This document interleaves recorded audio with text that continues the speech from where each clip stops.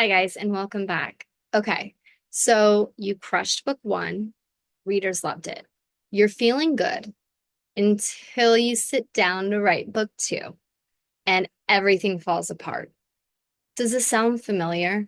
You're not alone if it does. Today, we're going to talk about book two syndrome, why it happens, what causes it, and exactly how to fix it so your series does not lose steam after that amazing first book.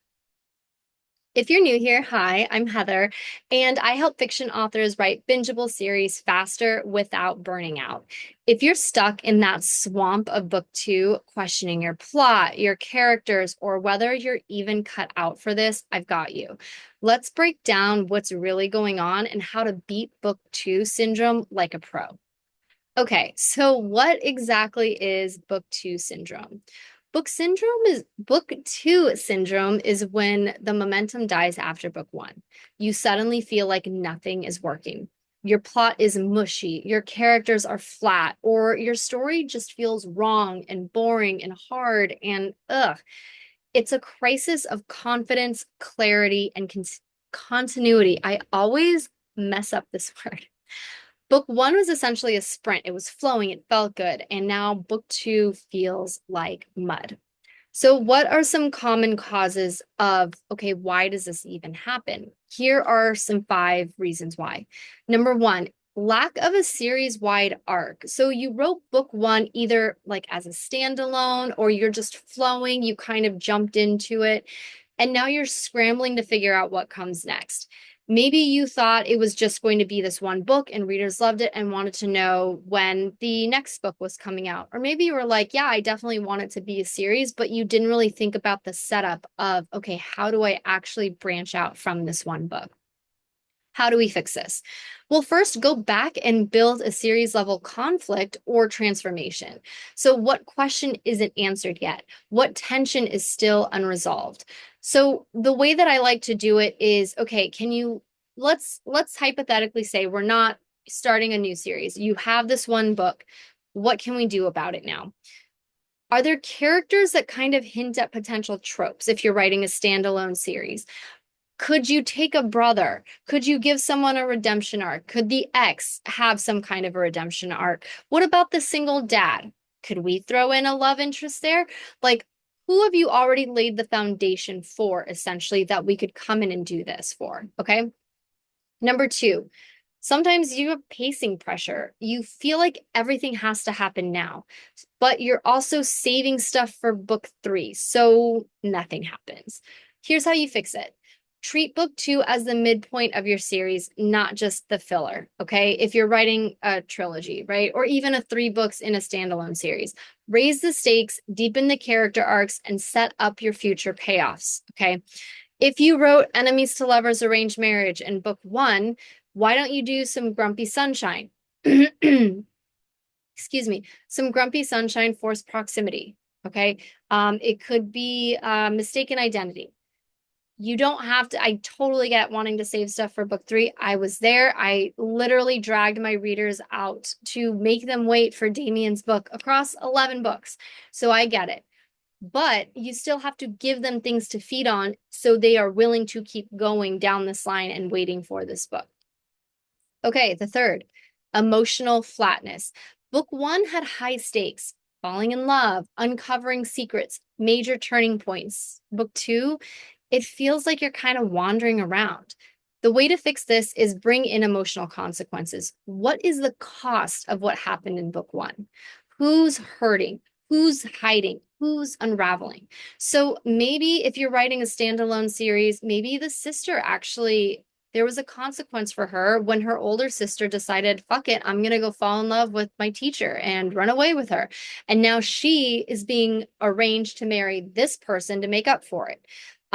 If you're writing a dynamic series, this is why personally I love slow burn. So my characters don't really get together if, again, in that dynamic series until, if I'm writing a trilogy, until probably book two. If I'm writing 5 books, they probably don't get together until book three.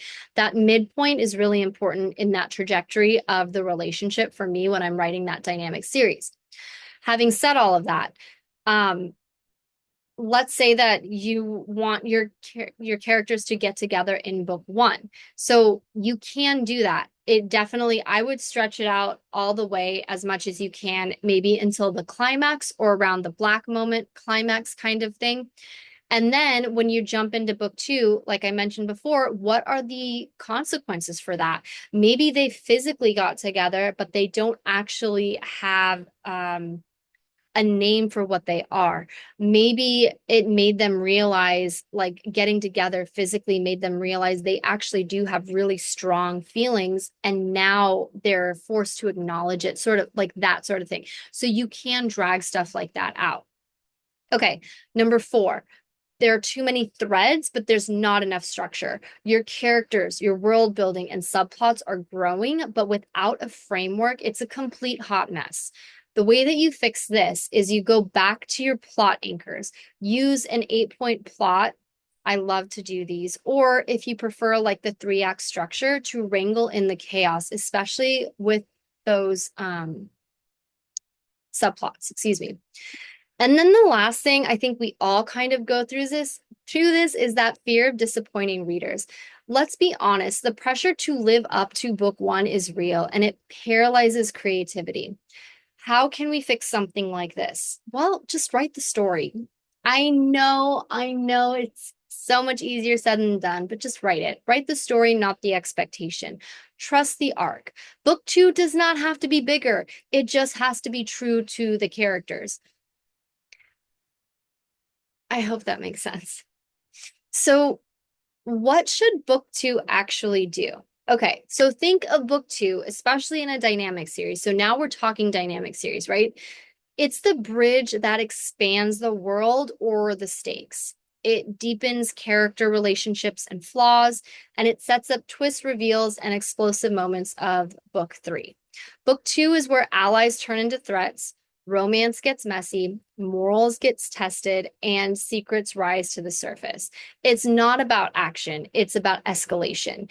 Think emotional fallout, slow unraveling, growing dread, or rising desire. So I am currently writing a 4 book series. And my book two is essentially that it's the expansion of the world. So and on top of that, we have this forced proximity between the hero and the heroine.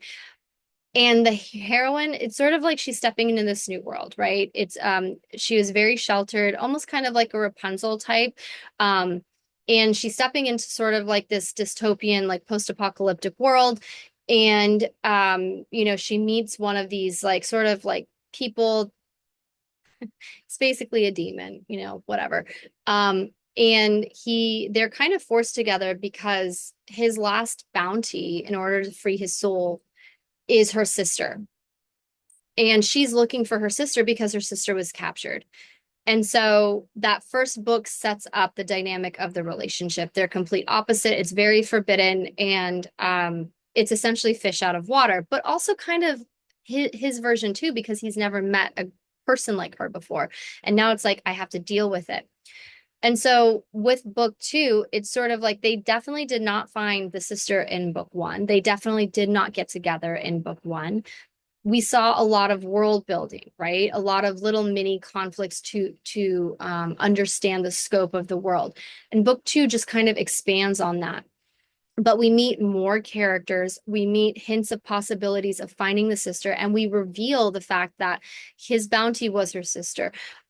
She finds out that she's engaged to some really, really important person within the world that he didn't know about. So a lot of truths are now being revealed, but also more secrets. On top of that, feelings are involved, and it I hope that makes sense. Like, so it's an expansion. It builds on book one. It raises the stakes a little bit because we have information about the sister. They get close to the sister, and now it's sort of like, is he going to turn on her and take her back to Lucifer to free himself? That sort of thing. So The big stakes are obviously book four, but we also see more of that character development too. She is reacting to this world, but now she's also making decisions. She's being a little bit more proactive. So when you set up your story, if you're just doing a trilogy, each book is an act. So your act two is where a lot of this character arc, you're shifting from being reactive to your world to being more proactive and finding your place within it as well. Okay. So here's some practical tips to get through that book two syndrome. Okay, so reverse engineer your ending. So if you know where book three or wherever your book is ending, know where book three needs, then write backwards in order to create the tension. I always tell everyone, whether it doesn't matter how many books you're starting, right? Or you have in your series, whether you're writing, a cozy mystery series of 24 books, a paranormal romance of 4 books, a trilogy, doesn't matter. If you have to know where your character starts and where your character ends, because at least that way, if you have an ending point, you can write backwards. I don't like doing this. It just confuses the shit out of me sometimes, but at least I know how I want her to end. I know how I want her to grow. And now it's figuring out, okay, what does she need to go through in order to meet that expectation of that ending, if that makes sense. You can also give your cast a shakeup. So introduce a wild card, break up the duo, add friction, change dynamics. This is exactly what happened with my book two, in that series that I was telling you about. Because in book one, I thought that these were allies. Well, it turned out, no, they're not. They are shady as shit. And luckily, the way that I set it up in book one, it could have gone either way, right? And so yeah, so anyway, so that's the wild card. It's like, and now that I knew it, when I went back to edit it, I could add a little bit more, clues into that book too before that big reveal. So, number 3, you could drop a midpoint twist. So, pivot the plot halfway through to reignite energy for both the reader and for you. That is something that I definitely did in terms of that, again, a big reveal of his bounty was her sister. So he's not just helping her out of the good of his heart. Like there is a reason for it. And not only that, it's not just that he needs to find the sister, he needs to take her back to Lucifer. So that's not great. So another thing that you might want to consider is rereading your own book one. Reconnect to the tone, the themes, that energy that made book one great, and see if you can build off of that. How can you escalate it just a little bit? We don't need to jump like 0 to 60. How can we jump from like 0 to like 13 or something, right? And then finally, remember your reader isn't even on book two yet. They're still falling in love with book one. You don't need to top it. You just need to continue it. Book two is not where you impress. You've already hooked them. It's where you invest. It's where you get your readers to be like, holy shit. Okay. Think of Sarah J. Maas. She got us. She got me. I was the clown. I was clowning for Tamlin. And then book two, wow, like what? How did you do this? You like witch? Like, how did you do this to me? Like, I was invested here and you brought me over here. You can do it too. It's totally fine. Book two syndrome is a sign that you care deeply about your story. So this is a good thing, but you don't have to stay not stuck. By refocusing on your series arc, deepening your emotional beats, and trusting your voice, you can write book two that bridges beautifully into the rest of your series. So, like I mentioned in my other videos, I have a free Substack. I would love for you to come and hang. I take pop culture and writing craft, and I force them to have amazing, fun babies to talk about writing. Okay. You can sign up for it below. If this video helped you, I would really, really appreciate if you subscribe for weekly videos on plotting, productivity, and profitable series that keep readers binging from beginning to end. And please comment below, where are you stuck in your book two? I would love to help. All right, guys, I will talk to you in the next one. Thanks for hanging out with me. Take care.